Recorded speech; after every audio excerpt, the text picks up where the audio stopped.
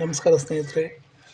ಗಂಗಾವತಿ ತಾಲೂಕಿನ ಆನೆಗುಂದಿ ಗ್ರಾಮದ ದುರ್ಗಾ ಬೆಟ್ಟದ ಪಕ್ಕದಲ್ಲಿರುವ ಆನೆ ಸಾಲು, ಒಂಟೆ ಸಾಲು ಮತ್ತು ಸೈನಿಕರ ವಸತಿ ನಿಲಯ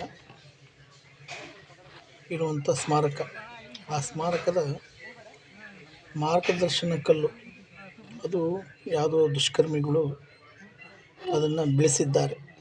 ಅದನ್ನು ಗಂಗಾವತಿಯ ಕಿಷ್ಕಿಂಧ ಯುವ ಟ್ರಕ್ ಸದಸ್ಯರು ಅದನ್ನು ಕೂಡಿಸುವಂಥ ಪ್ರಯತ್ನ ಮಾಡಿ ಅದರಲ್ಲಿ ಯಶಸ್ವಿಯಾಗಿದ್ದಾರೆ.